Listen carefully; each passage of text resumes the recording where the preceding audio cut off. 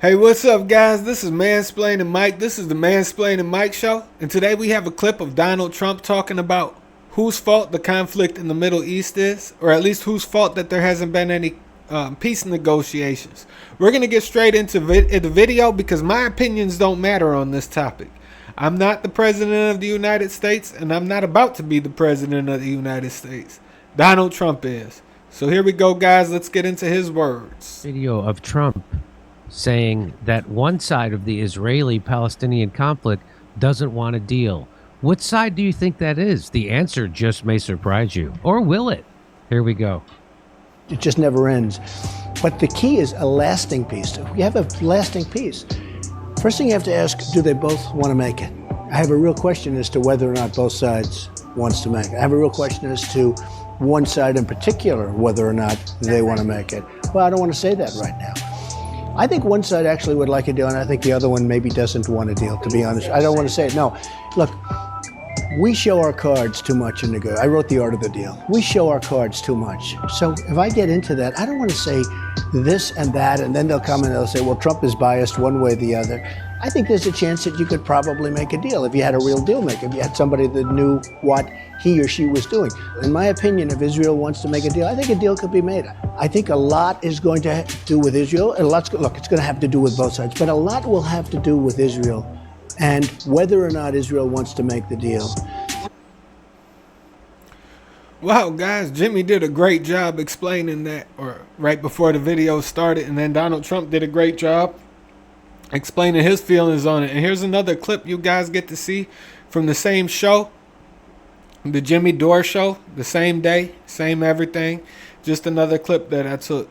I hope that he doesn't mind me taking it. Shout out to Jimmy Dore. Like I said, he does a great job.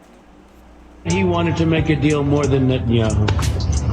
And I will be honest, I had a great meeting with him, Abbas, right? I had a great meeting with him. And we spent a lot of time together, talked about many things. And it was almost like a father. I mean, he was so nice. Couldn't have been nicer.